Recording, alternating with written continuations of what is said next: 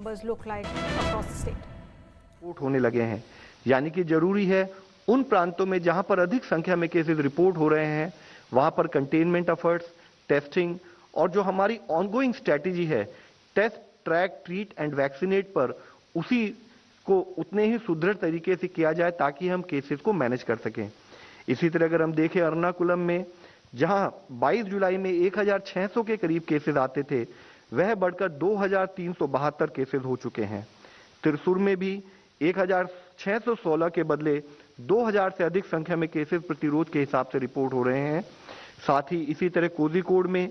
1700 के बदले 1950 के करीब संख्या में केसेस हम देख रहे हैं। इसी तरह दक्षिण कन्नड़ा में 200 के बजाय अब पिछले 2 हफ्ते में बढ़ते बढ़ते केसेस 307 के करीब हुए हैं। इरोड इन तमिलनाडु एंड वेस्ट खासी हिल मेघालय में जहां पर की एक अधिक संख्या में केसेस में बढ़ोतरी नोट की जा रही है। जहां एक स्थाई पर यह कंसर्न का विषय है और हम स्टेट के साथ रेगुलर संपर्क बनाए हुए ताकि इसको किस तरह से कंट्रोल किया जाए उस पर कार्य कर रहे हैं। दूसरे स्थाई पर हमने एक प्रोग्रेसिव वे में एक्टिव केसेस की संख्या में भी देश में काफी कमी नोट की है। 37,45,000 अधिकतम संख्या में जब एक्टिव केसेस देश में 10 मई के समय पर थे, अब वह 4 लाख से भी घटते हुए 3,88,508 केसेस एक्टिव केसेस की दृष्टि में देश में आते हैं। यह वह केसेस हैं जो या तो होम आइसोलेशन में है या हॉस्पिटल व्यवस्था में जिनका ट्रीटमेंट चल रहा है। साथ ही एक पॉजिटिव न्यूज हम यह भी देखते हैं कि कंटिन्यूड बेसिस पर हमारा रिकवरी रेट देश में बढ़ता जा रहा है और आज देश का रिकवरी रेट 97.45% है, जो कि एक बहुत ही पॉजिटिव विषय है। इसी समय पर अगर हम देखें कि कौन से ऐसे प्रांत हैं, कौन सी ऐसी स्टेट्स हैं जहां पर अधिक कार्य करने की अभी आवश्यकता है, तो हम पाते हैं कि एक ही स्टेट देश में ऐसी है जहां पर 1 लाख से अधिक एक्टिव केसेस हैं और 8 स्टेट देश में ऐसी हैं जहां पर 10,000 से 1 लाख के बीच में एक्टिव केसेस पाए जा रहे हैं और 10,000 से कम अगर एक्टिव केसेस की संख्या वाली स्टेट देखें तो वह ऐसी 27 स्टेट्स हैं, जिसमें भी मुख्यतः केरला और महाराष्ट्र में देखें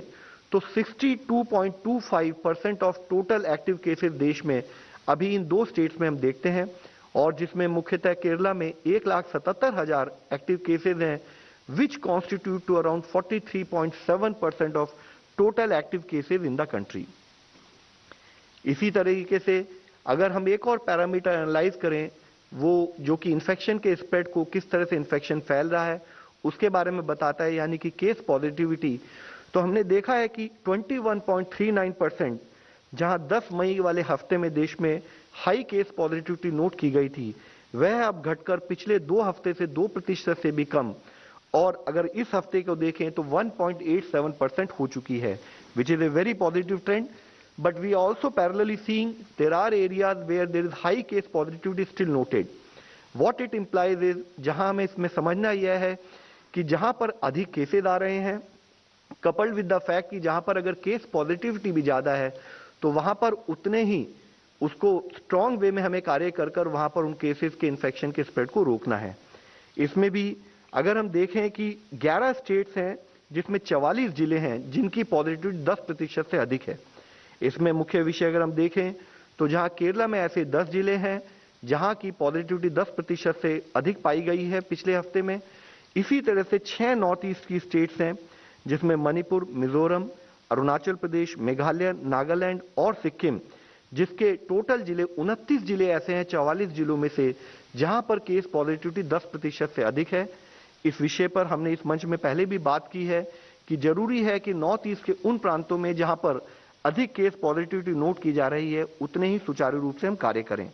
इसी के साथ ही राजस्थान के 2 जिले, हिमाचल प्रदेश में 1 जिला, वेस्ट बंगाल में 1 और पुडुचेरी प्रॉपर में 1 जिला है जहां पर की अधिक केस पॉजिटिविटी नोट की जा रही है।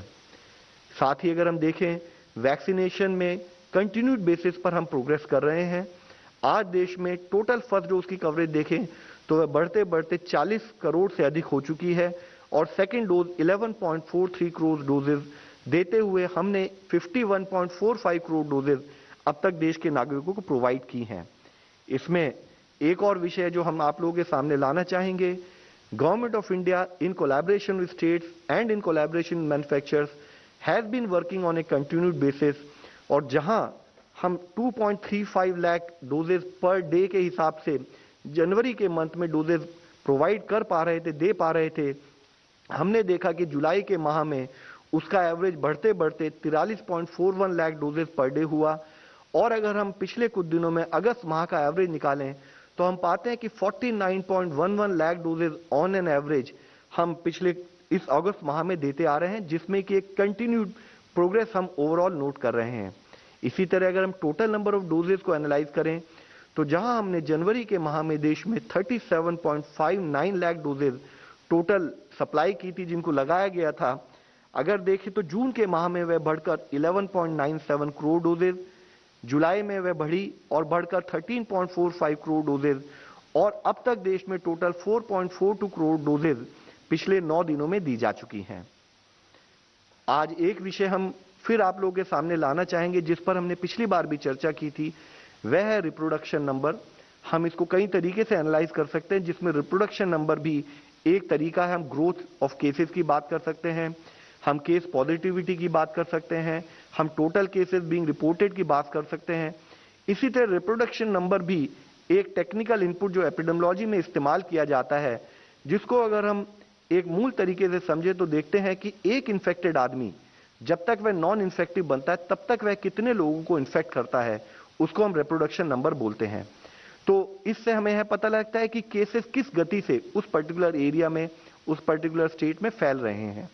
इसको अगर हम एनालाइज करें तो जहां हमारा रिप्रोडक्टिव नंबर 1 है, तो इसका मतलब है कि जितने केसेस आज हैं उसी गति से उतने ही नंबर ऑफ केसेस प्रतिरोध हमारे सामने आते रहेंगे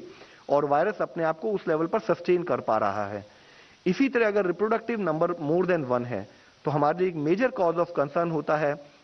जिससे पता लगता है कि नए केसेस अधिक गति से आना शुरू हो गए हैं। यानी कि एक आदमी ने एक से अधिक आदमी को इन्फेक्ट किया, उसने फिर एक से अधिक आदमी को इन्फेक्ट किया और हमारे केसेस की संख्या बढ़ती रहती है। अगर रिप्रोडक्टिव नंबर लेस देन 1 होता है तो यह इसका मायना ये होगा कि हमारे नए केसेस में डिक्लाइन आना शुरू हो रहा है और वही ट्रेंड पर हम कार्य करते रहें तो हम केसेस को मैनेज करने में सफल हो सकते हैं। इसी विषय में हम आप लोगों के सामने लाना चाहेंगे कि पिछले कुछ दिनों में केसेस में काफी घटा हमने कम नंबर नोट किया, लेकिन फिर उसके बाद से कुछ एक बीच में जो गति आई उसके हिसाब से अगर हम एनालाइज करते हैं तो आज देश का रिप्रोडक्टिव नंबर इफेक्टिव करीब 1 के बराबर है। और उसमें भी जैसे हमने इससे पहले बात की कि लिमिटेड स्टेट्स, लिमिटेड डिस्ट्रिक्ट्स में इसको अधिक संख्या में नोट किया जा रहा है, तो जरूरी है कि उन पर्टिकुलर प्रांतों में, उन पर्टिकुलर स्टेट्स में हम और इफेक्टिव एक्शन लें, जिसमें मुख्यतः अगर आप देखें तो 1.3 के करीब रिप्रोडक्शन नंबर हम आज हिमाचल प्रदेश और पंजाब में नोट कर रहे हैं, जिसमें कि एक और ट्रेंड जो दिखता है वह इंक्रीजिंग डायरेक्शन में जा रहा है, which is a cause of concern. तो वहां पर उतना ही हमें स्ट्रिंजेंट कंटेनमेंट का कार्य करना होगा।